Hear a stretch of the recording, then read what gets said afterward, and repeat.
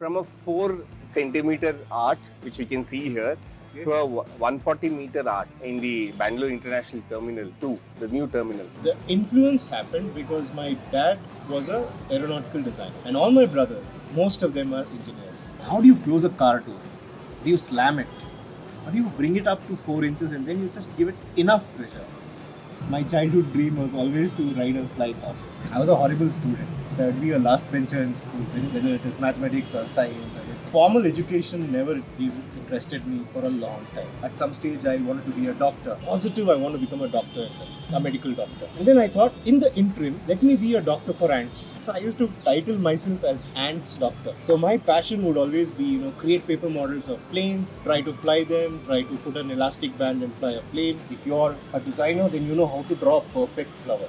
Many students get into design to escape mathematics. Coming from my generation, the schools wouldn't encourage you to, question beyond a point. This was the best accident I had. If I had my way, I'd probably not have got this color. You followed all the rules and the guidelines, and this is a world record now. But my generation, my parents come from the generation where you are either a doctor or an engineer or a failure.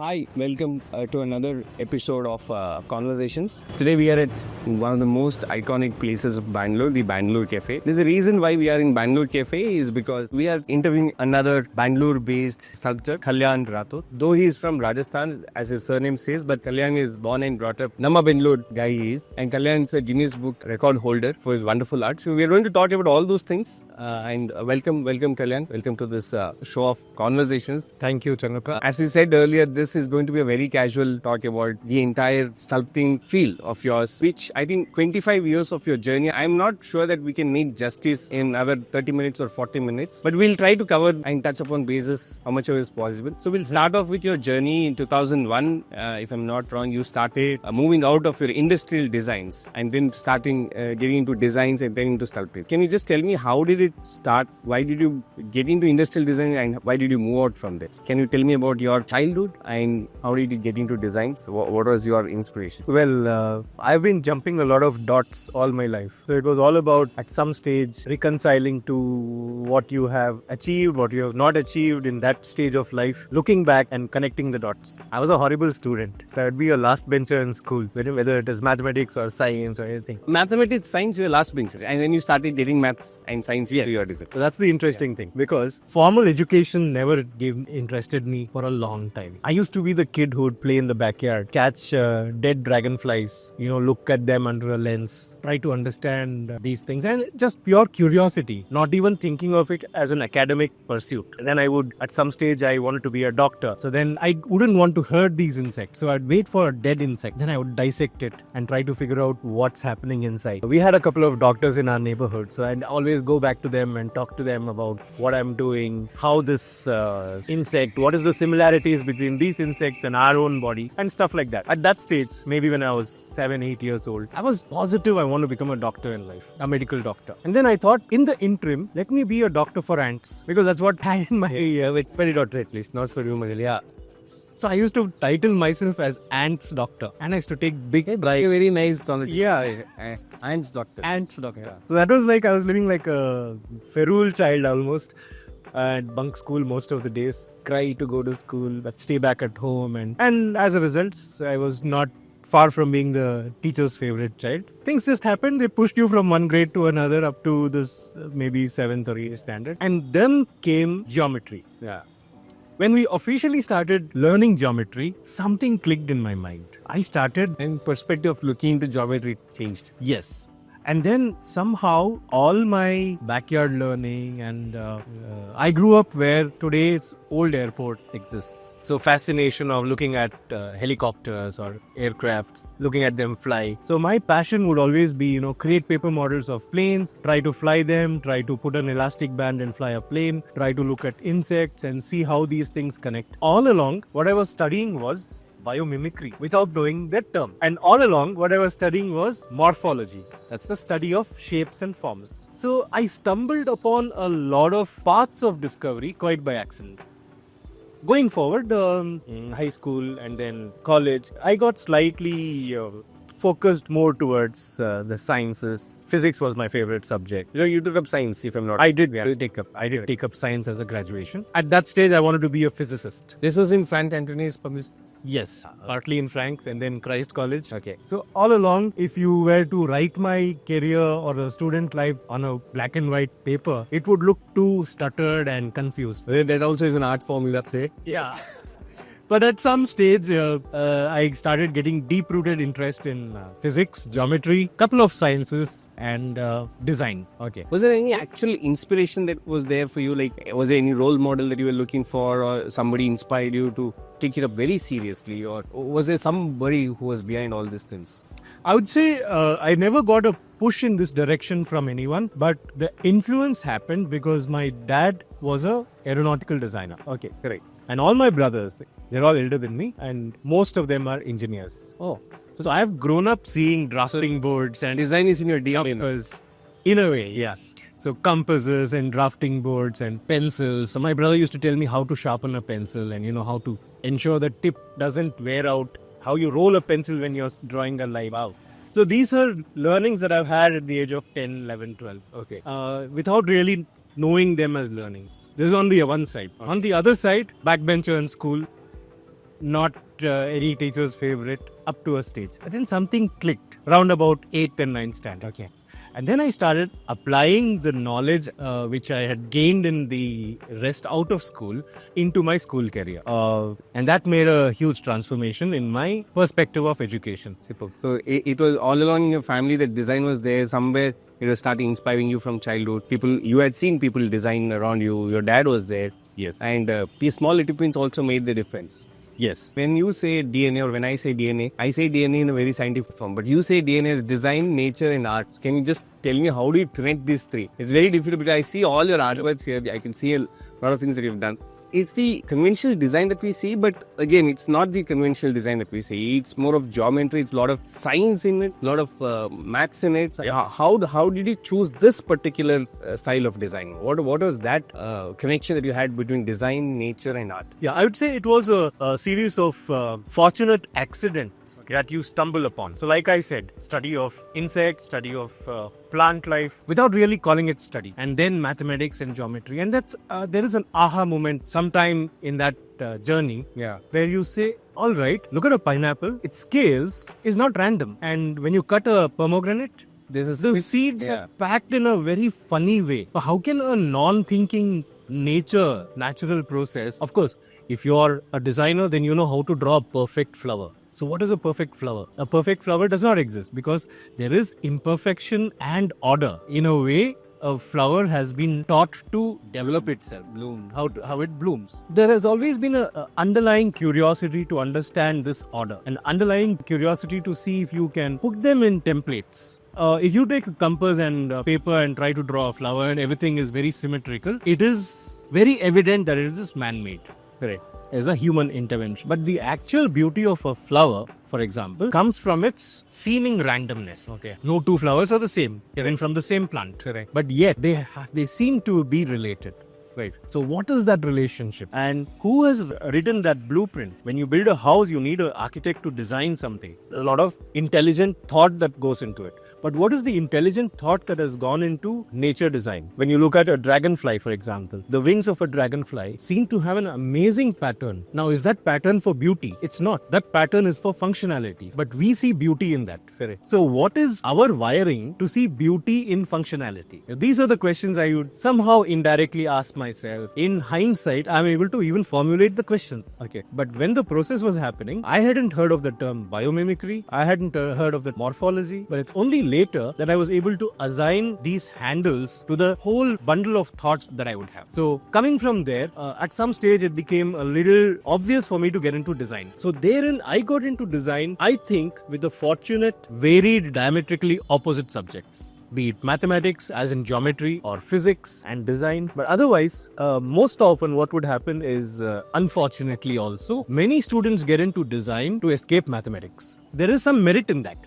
No doubt. To each his own. There are, design and art is such a field that each of you can bring in your history, your background, and bring a new flavor to it. But what I believe in is to have an understanding of science and math. Not to be like I was a dullard in school. Proudly say that because I would love to understand the concept, but I would never like to work on that like mathematical problems or mug up the formulas. If there's a formula, I would be looking at it and saying, why is this in the denominator? Why is this in the numerator? How does it affect the equation? All that. It's not how is it is why not? Why not? Yes. Why not like this? Why not? Well, that's the more apt question I think the generation right now is looking for. Why not? Coming from my generation, the schools wouldn't encourage you to, question beyond a point. So, I was coming to that because see, you had designers at your house, you had engineers at your house, your dad was an aeronautic engineer. Getting into design, getting into sculpting is a little out of your actual route because imagine people wanted you to get into a professional life, get into a salaried life or a government job or something like that. Then come into an art and make you a career out of it. Was it a really challenging thing for you? How did you face these challenges? It was a challenge in terms of expectations, whether it is family or society. My family has always backed me up on whatever I want to do. Little bit of a modern idea where, families will say, okay, we back you up on whatever you do. But my generation, my parents come from the generation where you are either a doctor or an engineer or a failure. Correct. Putting it very crudely. Yeah. In that era, if they were like, it'd be happy for you to follow what you love to do. So that I'm fortunate for that thought that they had. Again, you have taught a lot of students. You have taught in a lot of colleges about art and all this. You had camps, you had workshops for small kids and all this. Do these parents really see this in kids at early age, or how do you develop this as a kid? Is there a particular formula that we'll have to think of? Or as a parenting formula there where you identify your kid is into this, is there something like that you have come across? It's a highly variable field. Yeah. Sometimes it helps to understand the child's inclination and talent and focus on certain things and to open opportunities to them. Yeah. Speaking for myself, I would say my art is working for me only because I had an interest in medicine. I had an interest in aviation. But how would someone as a child who would have interest in medicine, aviation, physics turn out to be an artist? It works two ways. So I guess the important thing is for parents not to even indirectly force their children into anything. Just observe and open the avenues. Keep the opportunities always available for the child. And then the child will actually automatically fall into the right slot himself or herself. I mean, I've seen artists around the world. I've seen sculptors also who have done amazing things. I want to know, what is that thing that actually, I would call this as an aura of a sculptor. How do you develop that? How do you make sure that when I see the sculptor, I will be recognizing this as Kalyan. So I've also told you when I see this is something that Kalyan does. How did you develop that kind of style in your designs? Like a signature. Like the signature of yours. What is that signature? If you will disclose that to us. Of course. This is a question even I would be asking myself for the last 7, 8, 10 years. And then it happens almost inadvertent to your intellect. So at the intelligence level or the conscious level, you want to develop a body of work. You want to make your signature felt. But in the process, it is obvious and natural for any artist to get influenced by the mentor or the works that you have seen recently or by your teachers. So it is a process of like a pendulum, waxing and waning. And you go to an extent and you base your works on your role models, and then you come back and say, I want to deviate from it, and then you go back. There is a yo-yo effect. Correct. And eventually you stabilize, and then without really consciously trying to do it, you come up with your style. It is like how a child would like to put a signature. So initially what the child will do is just try and write her name, and then you'll say, okay, write this name 100 times. The minute you keep writing your own name 100 times, she will then realize that if I have to do this unconsciously, like my fingers, my muscle memory is dictating what I do. Correct. So I guess in an artist's life also, you come to a stage where a lot of unconscious or subconscious faculties come into the fore and play. Okay. And you just have to Your conscious mind has to sit back and watch. Right. When you see a design, this is something done by me. It's something that you put into the design, specifically that you put into the design. The geometry with the nature is the geometry that you have a particular style of geometry that comes in your designs. Do you play with a particular type of designing, or there's a particular style that you follow? I would say most often I begin by thinking of how an object can transform itself. Okay. Just like our cellular structure, how they pack. And I go back to the fundamental of form thinking. There is what is called platonic solids. There are 5 types of solids that are essential. I mean, something like what I have here, I like today. So I believe this understanding of these solids are the stage when you are learning alphabets. And with alphabet, you make words. With words, you make prose. And when you're an expert in prose, you automatically go to poetry. The same analogy can be seen in form thinking and form development. So it all begins with school geometry, if you would like, and how you would like to visualize these things in your mind, and how you would like to transform these things. How nature is a good example of repetition and change. Correct. Repeat and change, repeat and change. That is exactly what happens with mutation. Correct. Keep doing something, and then there is one mutation, which is an error in a way. But it is the, as Darwin said, it's the right to fit.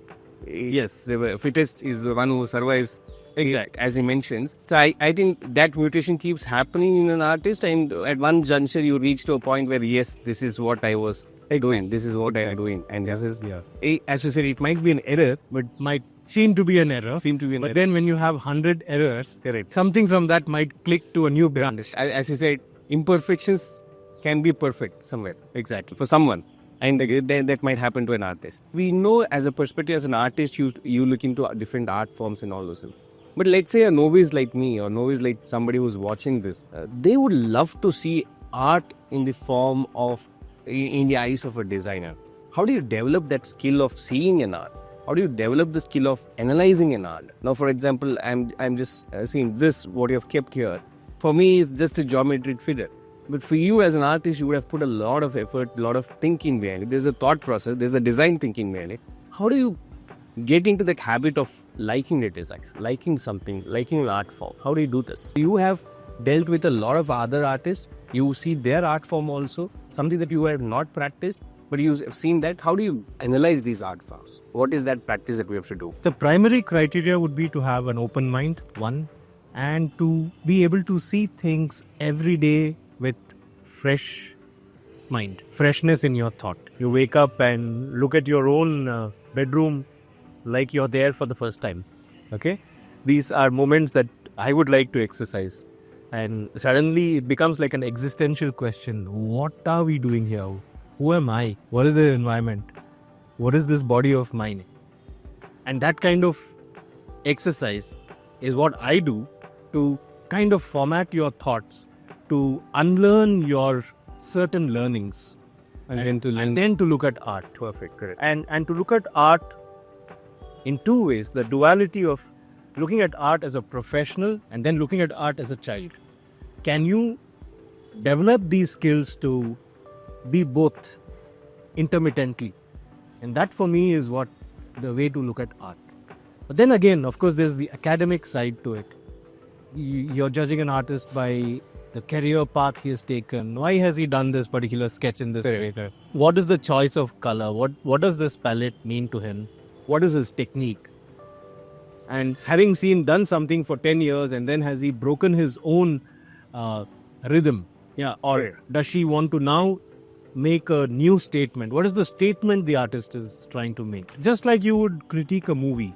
The director has made XYZ, and then he's made this movie. The cameraman's view, the person who sees it, the actor's view, all those things is kept in mind. So you say correct. The different parameters that we have to keep in mind while we're looking to art.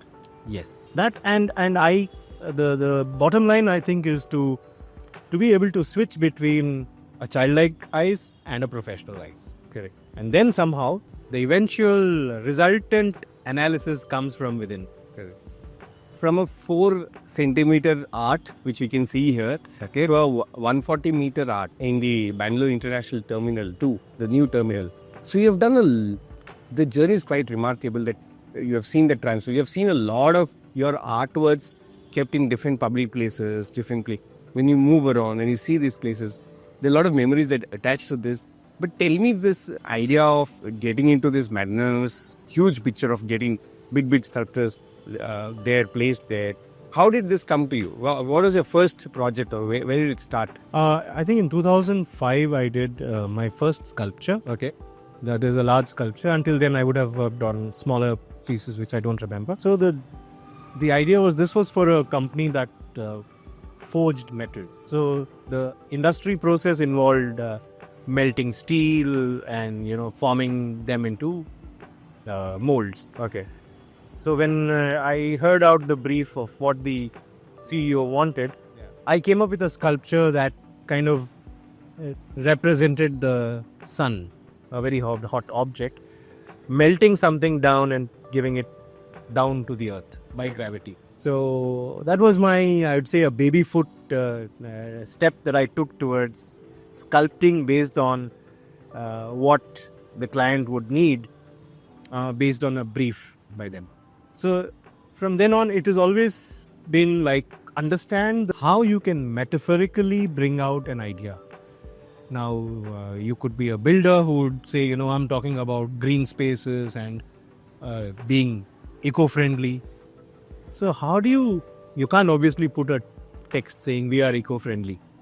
How do you show it in anything? Yes, Yeah. you show it in a way that people look at it, and it has to be a little cryptic. Your mind has to fill in the blanks and understand the metaphor that the company wants to showcase. Yeah, communicate basically. Yes. So this is my flagship work that I do. I understand the area. I look at the energy of the space, or then the ethos of the company who would want a sculpture there. And there's a commercial part to it, and there's also art form to it. Yes, so these two verticals start merging after a while, and that is your sweet spot. Or was it very difficult to convince these people about your art form, because they see something, they might not be convinced, but you have an idea as an artist, you don't want to change really, and then you have to convince them. Is this a process that happens regularly, or? It is definitely a process, because quite often you would have clients who would want direct representation or direct translation of what they are saying. Correct. While it can be done technically, what happens? You don't need 1 year, but you don't need talent for that. Yes. Yeah. So where's the fun if you're going to put up a direct translation of what you want? I could make a horse with clay and make it look exactly like a horse. So that someone who's passing by would say, oh, that's a horse, and then realize, no, it's made of clay. That is a different talent, no doubt. That's limited. But then 1 year later, it's still a horse. Correct. 5 years later, it's still a horse. So every time you see a artwork or a sculptor, you say that you'll have to have a different idea about it. You'd have to relook at it every time. Correct. So for one to relook at it, there has to be a cryptic message in it, or a process by which your brain is recreating that every time. Correct. And you might recreate different ideas based on when you're seeing it, whether it's day and night, what your mood is. Was it the day when you fell in love? Was it the day when you broke up? What did you see that day? Correct. So that would influence your thought. Correct. Absolutely. So when art can have such multiplicity, why focus on a realistic work? Is my thinking. Correct. So again, decoding the Terminal 2 art. We've just seen the picture of the Terminal 2 thing. Yeah. So can you just decode this to our audience? Yeah. Because seeing that is, for me, there's print, there's art, there's sculpture, there's a lot of things that is happening. But as an artist, how would you like to decode this? Of course, I had to work within the framework of their brief. The brief was that it's flanked by the road. A road where, the cars are going to whiz past at 100 kilometers per hour. And so we don't really want to jar them and say, okay, there's a sculpture here. And they shouldn't abruptly slow down or stop. At the same time, there's another vantage point from the flag post, the national flag. From there, the whole view has to be appreciated. And when you're driving, you'd see it, but then it shouldn't be jarring. So this was the only brief I got. And then I know the background of this sculpture is going to be a green wall, a beautiful natural greenery on the wall. So I was inclined towards doing a quintessential Bangalore beauty, flowers, the garden legacy of Bangalore. And also the fact that T2 has got a lot of inputs into green architecture, eco-friendly construction and all that. So I thought flowers. But then what kind of flowers? Roses, let's say. But I'm not content with creating rose. Yeah. And I said, what is the parametric parallel to this? Okay. What if we had some kind of a fourth dimensional cross-reference where an object is rotating and rolling across the wall, just like the traffic that's flowing there. It's a tumbling space. Okay, so it's like the view keeps changing. The view keeps changing, almost animating itself. Correct. So if you see the smallest flower, which is about 6 inch, or the largest, which is 12 feet, they both have the same DNA. Okay, like I was saying, change and repeat. So it's a paradox. You're repeating yourself, but then you're also changing yourself. Correct. That's what nature does. So that would be the best way to capture the spirit of growth in nature. Having said that, now I had to employ some elements from geometry and what is called space filling frames. These are how to put it simply, like if you cut a pomegranate, you have seeds and they're all packed in a certain way and they're not spherical. They're all like a polyhedron. Correct. They all look similar, but not. They all look similar, but they're not the same. So imagine a series of pomegranate seeds put together.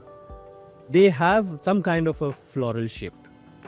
So I broke down that into a concept of a parametric flow. Tumbled that space around. And I have an interesting experiment which I will share with you, where I've cut a beetroot, in sharp edges, like how a tender coconut gets chopped and you have straight edges. That's a polyhedron. Correct. So once you cut a beetroot, you can press it on paper, you will get an imprint. Correct. Now that shape on the paper is a polygon. Okay. And now if you start tumbling this and pressing it sequentially on the paper, you start getting seemingly random polygons on the paper. Correct. Now what is the beetroot? It's a 3-dimensional object. Right. And it's leaving 2-dimensional prints on the paper. Imprint, yes. This sculpture, in my view, is a 4th-dimensional object, that is leaving 3-dimensional imprints on space. Wow. So I think people who are going to watch this, see this there. When you visit Terminal 2, I think they're going to have a new real aim to look into this. I'm looking forward to that. Yes. So again, 2018, I think you had, you had few shows. You had the Bend. And then after 2018, it's been 5 years now that you didn't have exhibitions or you didn't have your shows. Is there something that you're waiting for? Something big is going to happen? What is Kalyan giving to the world? Anything that we have to wait for, see forward? What is the gap for? Definitely, you'll have to write off 2 years from the calendar. Yeah, that's the COVID. Yeah. Other than that, yes, I've always been vying to do another show. Okay. But doing a sculpture show is a costly affair. Not that it stopped me. I can always create smaller models and do a show just to show my process. Okay. Obviously, I can't do larger sculptures for a show. So in the meantime, I have developed my body of work and I'm definitely ready for the next show. Superb. Which is hopefully happening this year. Very nice. So we're all waiting for this. One last question for the audience, so the younger generation basically. Okay. There's a different perspective of how art is seen in international scenario and how art is seen in Indian scenario. And when it comes to Indian scenario, there are a lot of kids who want to get into this. There should be a process, not as an artist, I would say. As an artist, there's a thought process which you have already explained. But let's say to take this up very seriously, to take this up as a career, what is the five things that you want them to do or follow so that they can take this up as a career, as a serious career, as a successful career going forward? Your 5 tips. Be hands-on. Okay. With all this technology, there are so many softwares that will help you in sketching and creating 3D forms and all that. The joy and the learning that comes from tactile, touch, Correct. is and cannot be replaced by what you do virtually. Our fingers are not developed for a two-dimensional screen. Our fingers are developed to create stuff with 3D in the world. And why? It's not that you need to grow up and have dexterity in your fingers. You do, of course. But the way, it's a no-brainer that a child needs to have motor skills and, work with the things. But is it just a child? No. I feel everyone at all stages in your life need to be connected with your fingertips. Yeah. I might be biased, but I personally believe the best way to exercise your brain is through your fingers. Working with them. It could be an intricate joinery, it could be sewing, or it could be, making models in paper. And that is how I came up with this term, tactile quotient. Correct. Just like how we have intelligence quotient, emotional quotient, something has been left out. It is the tactile quotient. The learning and the intelligence of touch. I generally, I tell my own kids and from a very young age, how do you close a car door? Do you slam it? Or do you bring it up to 4 inches and then you just give it enough pressure? That is tactile quotient. And how does this actually help you? It makes you a better driver. It makes you a better handler of things. How do you place your chair? When you place the chair, when you drag the chair, does it make a lot of noise?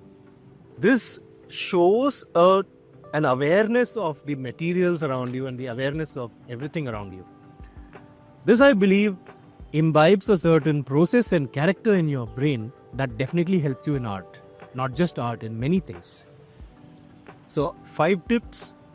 I wouldn't know exactly if I can tell you. I don't think so. You're prepared for the 5 tips, but yes, this would be like my primary territory. And then again is to have, like I told you, an open mind, to be able to see a thing like a child and like a professor.